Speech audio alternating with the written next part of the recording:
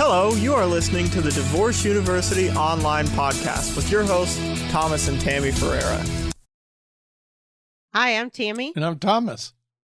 And today we are both feeling very dry. It's warm here today. So Thomas, just right before we started recording, asked for one of the kids to bring us a bottle of water, and he told me he was going to bring him my bougie water, as he likes to call it, which is Aquapana. For any of you that haven't heard me talk about this water before, it's not. I don't know them. I don't own. How much are they paying? Yeah, they don't pay me. They want to call and pay me. They're welcome to call and pay me.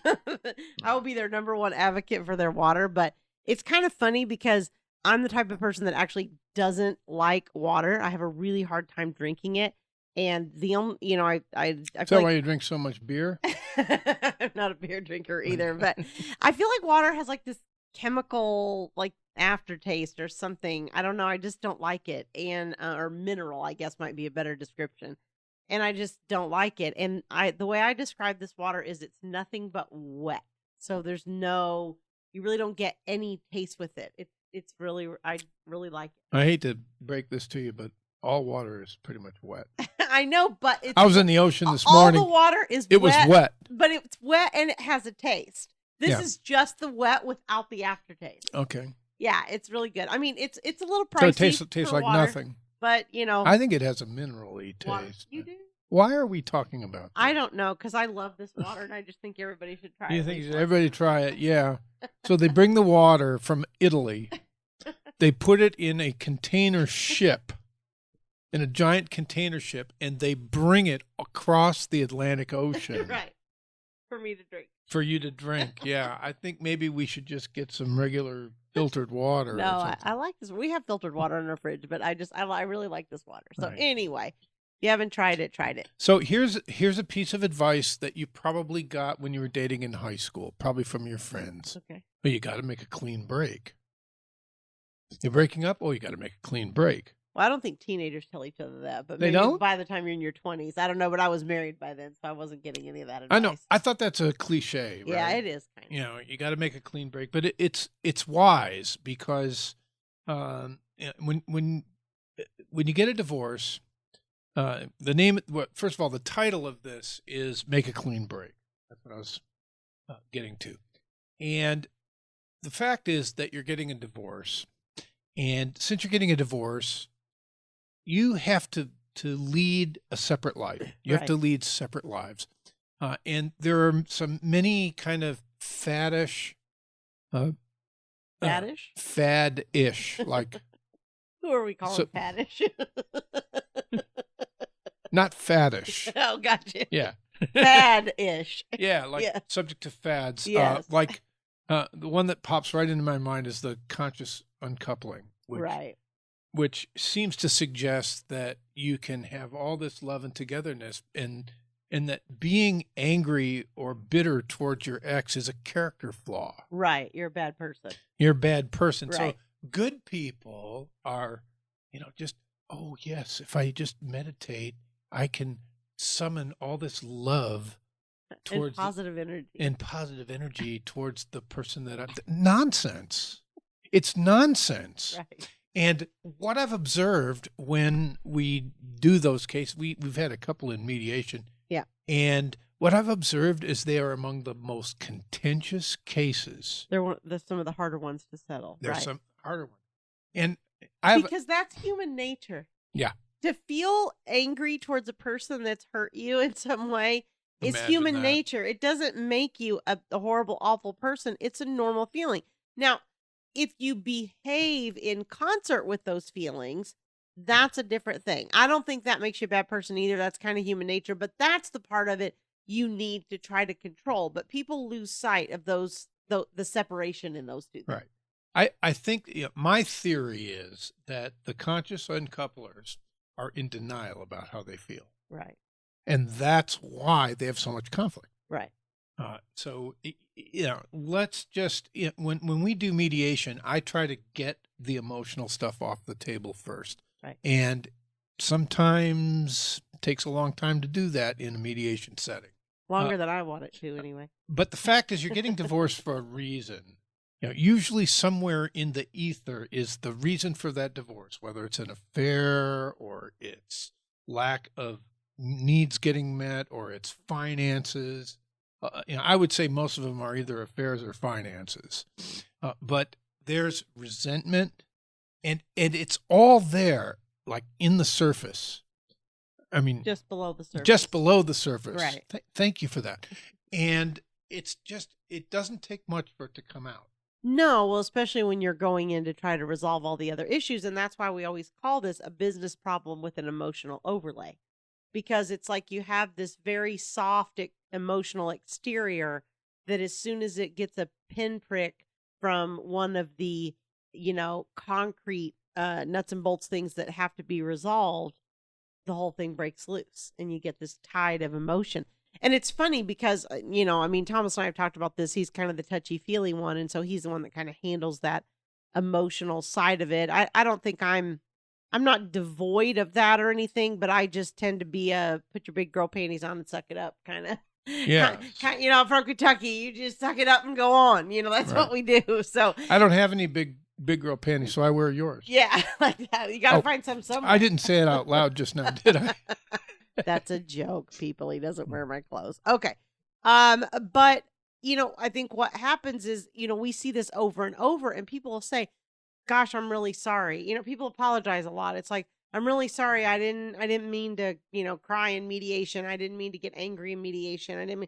But you're going to, whether you're in mediation or court or wherever, nobody can hold that in 24/7. And if you can, it's going to poison you from the inside out. Yeah, I love the people in mediation. They take a break and you go out and they're outside hugging. It's like, what are you doing? Because the person that's leaving thinks, well, this will go better and we'll have a better co-parenting relationship and so forth if I let them down easy. And right. So I can't divorce them all at once. I have to, stretch it out over a long period of time and make them miserable. That's right. So, which is the reality of what's happening. But we think we're doing them a favor. Right. You have to come to grip. If you're in divorce, look, if you want to reconcile and get some. And if you want a divorce, get a divorce. Get a divorce. And, this is particularly true in co-parenting relationships. One of the things we teach in our mediations, I would say that I put this diagram up on the whiteboard so often that it's getting really hard to erase. It's up there, but it's a brick wall. Right. I draw a brick wall on the board right. to illustrate that we are trying to divorce you. We're trying to create two separate worlds. Right. And that's pretty much it, because if there's too much togetherness, it results in conflict, and inevitably. Right, at least in the beginning. Fast forward, you and I are, we talk about Thomas's kids more than mine because we've had a 50-50 parenting plan there and kind of more hiccups. My ex-husband kind of, showed up as he chose, and so it was pretty much all on me. So there wasn't as much to deal with on the side of him other than he just wasn't there and didn't pay. But with Thomas's ex-wife, we've truly had to navigate, that 50-50 trying to be cooperative for the sake of the kids' relationship. And, the boys are 18 and 19 now, and they were 1 and 2 when I met Thomas. So, we've been doing this for about 17 years now. And, a couple days ago, his ex-wife was over and, sat down in our dining room, me and her, for a couple hours and chatted and, just got caught up on all the kid stuff and whatever, and what we each need help with on each side from each other moving forward in the next few weeks and things, and getting our game plan together. But that's not even remotely something that would have happened in year one. Right. I got a call from a client while that was happening. Here, yeah, it was an initial consult. Actually, yeah. I called him, and she was still sitting over there, and I was talking about how we had in the beginning. I was telling this guy how we had conflict in the beginning, right. and how we didn't for a few years we didn't even talk to each other. That's right. You didn't even see each other, really. And And suddenly I realized she was sitting over there. I said, and now she's sitting right over at our kitchen table. Yeah. And I said, say hi. I held up the phone. she said hello to the client. But the point is, if you want harmony in your co-parenting relationship, divorce yourself. Right. Don't, and underneath that is, you are not responsible for that person's feeling. Now, when you're married, I'm responsible for your feelings in some ways. To a point. I shouldn't yell at you. No, you shouldn't. I should try to be sensitive. I should be a good listener. Yes, you should. I should affirm you and support you in because Tammy's doing something really difficult. She's launched this coaching program, and sometimes she gets stressed out, and it's my job to say, hey, you can do it. I mean, you're awesome. Well, and vice versa, right? You go to court, you face things that I don't face, and same kind of thing. There are days that you need a little more TLC. That's what marriage is like. Right. So divorce is just the opposite. I'm not responsible for how you feel. Right. So if I try to let you down easy by giving you your divorce in installments, right. I'm not doing you a favor. No. I'm actually hurting you. You're prolonging the pain. Yeah. Uh-huh. And that's what the conscious uncouplers do. Because it's false hope. Yeah, it's false hope. And really, I like to say, and we've been saying this since episode 0, but the winners, and to the extent that there are winners in this process, are the people that move on with their lives. Yeah. And this is a really hard thing. Like, as we know, I have a coaching program that's kind of focused around moms who believe they are dealing with narcissistic exes. I don't think most of them aren't therapists and couldn't diagnose, but, some of them have people that have been diagnosed on their side. Some of them just highly suspect. And of course, there are men that deal with narcissistic exes too. And there's different high conflict labels you put on everybody.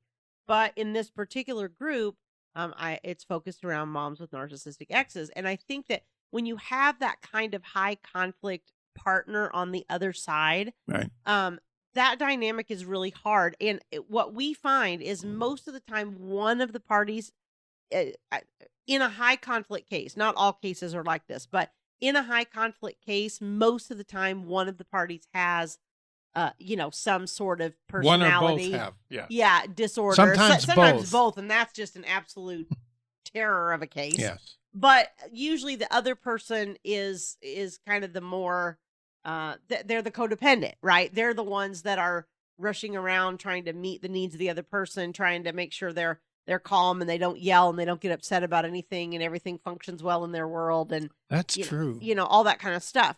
So we're trying to kind of keep the peace in one form or another.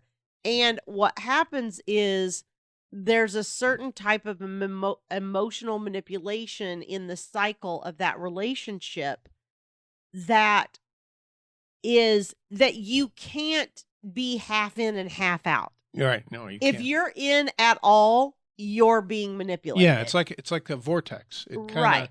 It's like a black hole that sucks everything into it. Right. Yeah. And so the only way for you to actually get out of that verbal and emotional abuse or the manipulation or the bullying or the hysteria or the, whatever it is you're dealing with that other person, the only way to get out with your sanity intact is to draw that boundary. But for most people, what happens is, like Thomas said, they try to tiptoe out of the room, so to speak. And right. Eventually, usually something will happen that it kind of snaps for that more codependent person. And they go, I'm done. Yeah. And they finally learn how to draw that boundary. And once they do, that's when they're actually free from the relationship. And they have 12-step programs for that. They do. And lots of people get divorced without leaving behind that emotional dynamic with the other person. That's true. I mean, I talk about this with my ex-husband. It took me about 8 years to totally break that pattern. And I mean, if you've listened to us, I was married to Thomas after like 3. So it took another 5 years into mine and Thomas's marriage for me to actually learn how to have healthy boundaries around my ex-husband. Right. And so you have to this is something I learned in high conflict class. You got to disengage. Right. And you have to stop doing the dance Right. that was the dance of conflict in your original relationship, which is very hard to do. Yes. And I think the number one thing that you can do to make that happen is to start focusing on your own stuff. Yes. As we say in AA, keep your side of the street clean. Don't Right. worry about their side. Their side of the street doesn't matter. Right. You know, like with my ex-wife, her side of the street was literally sometimes filthy. And it's none of my business. It's none of my business. And it doesn't make her a bad person. It just makes her, she's an Oscar. What can you do?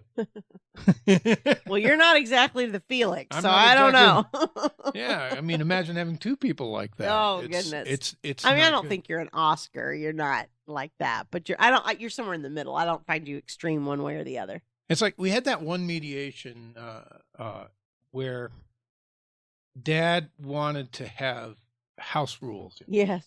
Yeah. You're sitting there. Well, now we have to have a bedtime, and of course, we have to regulate what they eat because it's not healthy for them to have sweets and candy before bed and all this stuff and 1 hour of television per night and all this stuff. 100 hairbrush strokes. Oh gosh, yeah. I Yeah, forgot there about was that. Like, I don't know if it was 100, but there was a certain amount of strokes that the daughter had to brush her hair every night. Yeah. Yeah, right. And Dad was fully expecting that Mom would just, okay, let's do that. Right. And Mom is Oscar.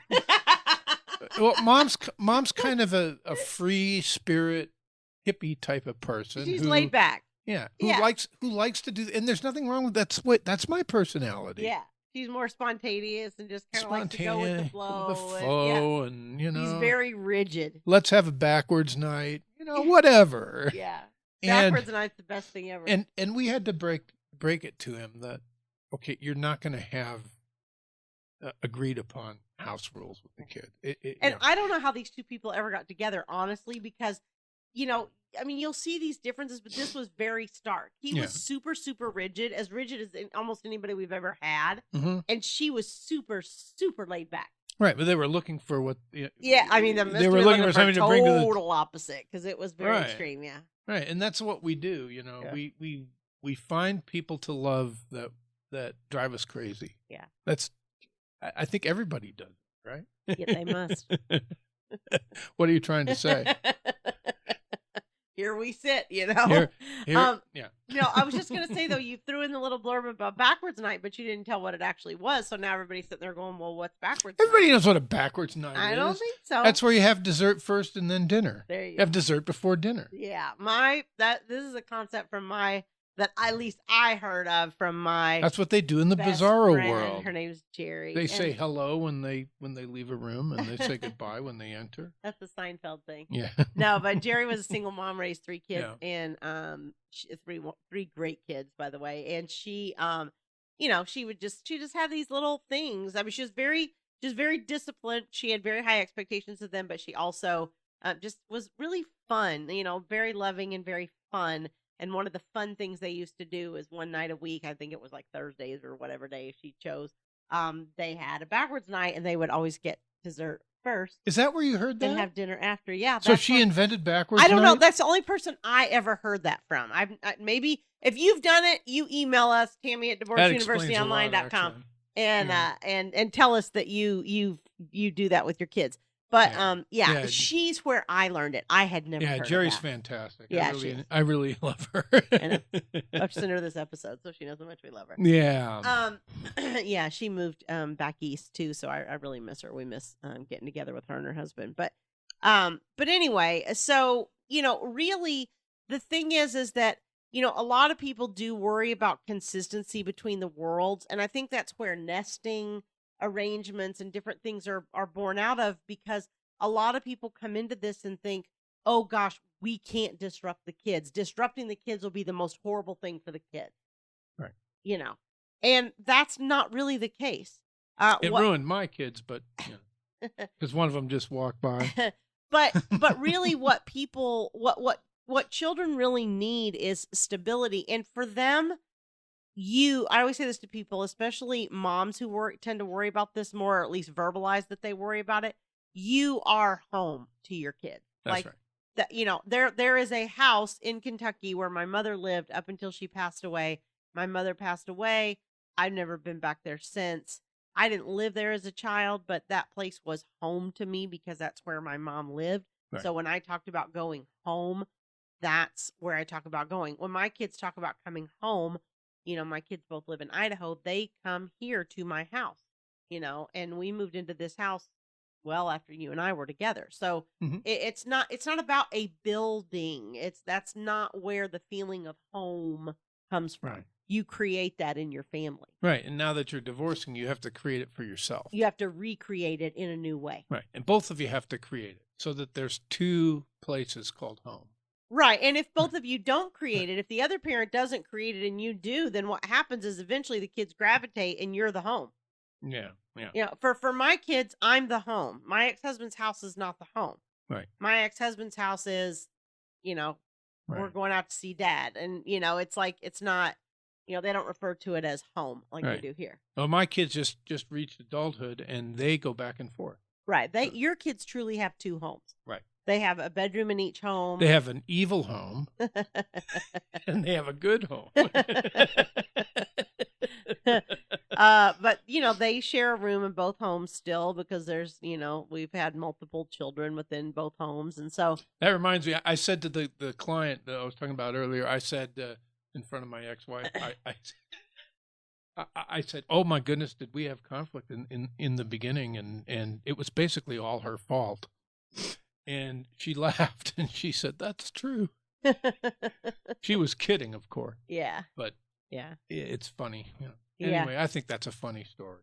Yeah, it is. I mean, and so I guess, a lot of times when we talk about things like this, people say, oh, well, you don't understand. You have an easy time with his ex-wife, whatever. We don't.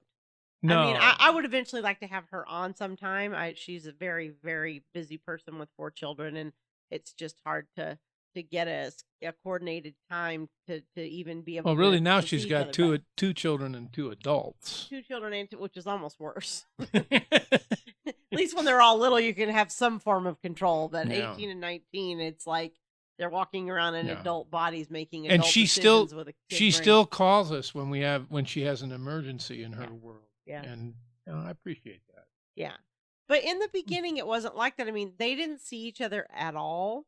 For 2 or 3 years. Yeah. There was a lot of conflict over the years. And both of us remarried, so we were moving on. Yeah, but I think we have figured out that really the conflict that we did have over the years primarily came from her second ex-husband's involvement. And don't say that. I think it's true, though. And part of the dilemma there is... Well, what if he hears? Well, part of the dilemma there is that he was young and he had never been married before.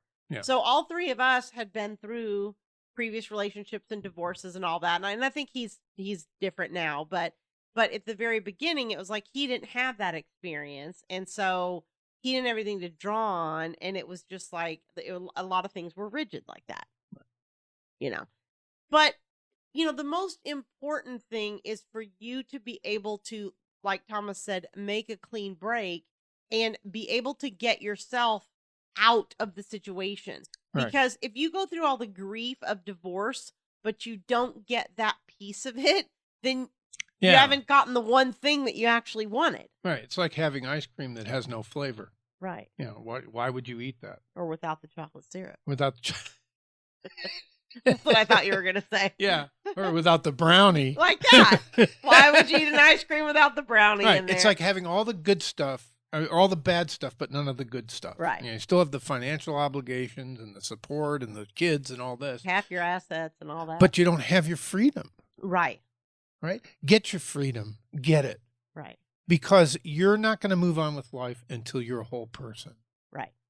And to be a whole person, you have to move on. Rekindle your avocations. I got 2 of them. I love to surf and I love to play guitar. And hobbies. Tammy you don't know hates what avocations is. avocation. That's the word of the day. Avocations. We haven't had a word of the day in a long time. There was something that came up the other day that you said, and I'm like, that should be a word of the day. I can't remember what it was. I'll have to think about it. Yeah. Yeah. Right. So you want to get back in touch with things you used to love to do. Right. Reading, if you love to do that, or studying, or go take a course, or learn how to paint. Go to concerts. Go to concert. Yeah, Tammy likes rock concerts. Yeah, we do. She's a rock and roll. We have our rock and roll T-shirts, and Tammy has this one Route 66 with the sparklies, and she looks like a biker chick. It's very sexy, and I try to match that, Yes. But I'm not a very convincing biker dude. No, you're a surfer dude for sure. Yeah. So anyway, with the time we have left, I wanted to talk about being in business together, because oh my, it's something that comes up. Now, it does. Tammy and I are in business together. Obviously. But if I ever tried to leave her, she would hunt me down and kill me. True. So really, it's for life. But a lot of people have these businesses that they've created together. Mm-hmm. And, what do you do? Tammy has a coaching client, has a business that she started while they were married, right. and both of them contributed some of their blood, sweat, and tears to this business. And now it's this huge thing. It's like multi-million dollars and multinational and all right. this stuff. And so when they got their divorce, they decided, well, we'll just keep operating that business as partners. Right. Until the S hits the fan. Right. Yeah. Yeah. It's a ticking time bomb. It is. Because any time, they say that breaking up a partnership, when you do partnership litigation as an attorney, breaking up a partnership is like a divorce. Right. Because there's a lot of emotional, it's usually somebody you're close to, you trust, you've been involved with, and all that. Right. So we have these cases that come into our mediation practice where people want to, okay, we'll divide everything else and we'll keep the business and we'll run it together as a joint concern. That's come up several times. Yeah, and it's a hard decision because, ideally, again, clean break, somebody opts out. But sometimes the financial viability of the entire family is resting on this business interest. Right. Well, and we've had it really far back. We've had it in, we had that couple that he had the lathe business, like way mm-hmm. early on. Mm-hmm. We've had a lot of different times this has come up. Yeah. Yeah. We had a surfboard guy. Yeah. That had insurance guy. That had a little shop down that he ran with his ex-wife. Yeah. Yeah. And I've got 2 words for you on that. Sell and divide. I'm sorry. I just, if you're getting a divorce, if you can't make your marriage work, you're not going to be able to make your joint venture work either. Well, I was going to say sell and divide unless you can come up with a way for one to buy the other one out. Right. Yeah. Or a buyout. Buyout. But if you're trying to run it jointly, Tammy has 2 words for me: buyout. Thomas and I have days where, we about kill each other just trying to make decisions sometimes on certain things in the direction of our business, let alone if we were at odds with each other personally. Right. She's mean to me sometimes. Don't talk to me about being mean. You've been mean all day today. That's not true. It is true. That is not true. I'm going to start turning the podcast on early. Let it record. Let everybody listen and vote. Who's the jerk? Meaner? Who's the monkey's butt in this relationship? We have 45% for Tammy. That means 55% for you then. But it is a problem because you're setting this expectation that you're going to be able to cooperate with this person. But the problem is that if you could really cooperate on that level, you'd still be married, because cooperating to run a business is very similar difficulty level to trying to cooperate to run a marriage and family. That's true. So it's really hard to separate yourself from that and be autonomous. Right. Which is normally, somebody, if you're getting a divorce, at least the leaving spouse one of the things they get is their autonomy. Right. They don't have to answer to anybody, but you have to answer to your partner. Right. So remember that case? We had a case where we had this obscenely long marital settlement agreement, and just they were trying to micromanage everything, and it had all these moving parts. The party shall continue to live in the residence, or the mother shall live in the residence, but there's if one of these 15 conditions occur, then the property to be sold. I have about 4 cases that popped in my head, so I'm actually not sure which one you're talking about. Right. But yes, I understand what you're talking about. So one of the things I tell people is, if you have a marital settlement agreement like that, then there's too much togetherness. Right. Yeah. You have to it shouldn't be dependent. It should be real easy. Sometimes people feel sentimental about the family residence, or they feel like it'll hurt the kids if we sell the residence. Right. It won't. Like Tammy said, home is where your where your heart is, not right. where the building is. Right. And so it's better to get rid of those things that tie you together. Right. And right. This is what the court would do. Like, what we talk about, what the court does, they take scissors and they just cut it down the middle. You're fighting about the family home, sell and divide. You're fighting about the business, sell and divide. Like, there's a reason the court does that. The reason they do that is to give everyone a clean break. One person's not required to stay on the mortgage to allow the other person time to buy them out, or, any of those little things that we start thinking about. But, Thomas and I also say we love mediation. Why? Because you can consider a lot of those intangibles, and you can create agreements that accommodate those intangibles and give yourself more creative solutions if you agree on them. But there is such a thing as carrying that too far. You want enough boundaries in that agreement to where you don't have to collaborate or be on the same page or do any of that stuff. Right. If for the parties it to happen. if the parties can't agree, then they will hire a mediator. Right. Before they go to court. Right.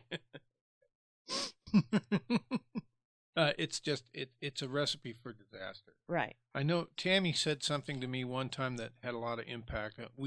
Tammy and I bought the house that we're sitting in together now, like about 2 months before we got married. Oh, I was waiting for the sitting in together right now. That's what I was waiting for, the finish of that sentence. We bought this house. We bought this house 2 months before we got married. We've lived here our entire marriage, yes. And before that, we lived in Tammy's former marital residence. Right.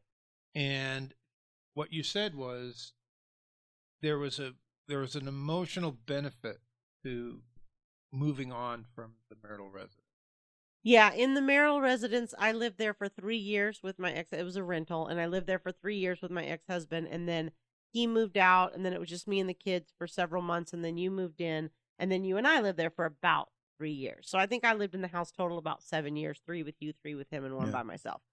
And I really, you moved in, we rearranged a lot of things. He took part of the furniture, I kept part of the furniture, you had some of your furniture, your ex-wife kept some of yours. We had all this hodgepodge of all this different stuff and things, and we lived in the house, and I really didn't ever think about it. But I looking back, there are times in your mind where you look at a corner of the house and it's like, oh, that year we put the Christmas tree right there, and that's the year we bought this kid that thing, and just little things like that, or like, you'd be in the kitchen, and like I remember one time we had a mouse problem, and thinking about, oh, we caught this little mouse right here, blah blah blah, whatever. Just stupid stuff, nothing that anybody else would know, that just kind of runs through my brain of memories that would come up of living in that house.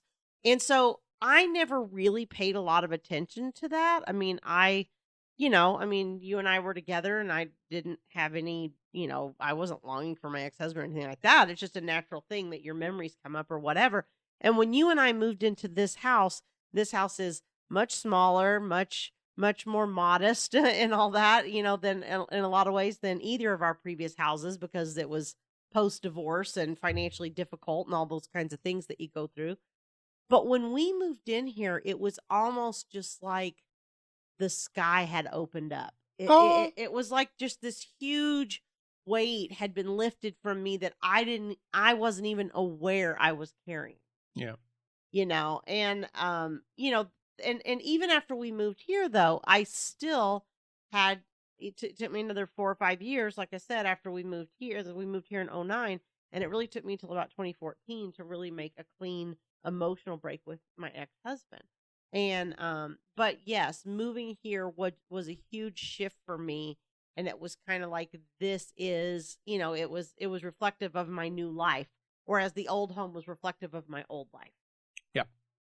All right, so listen to the sitcom in this regard.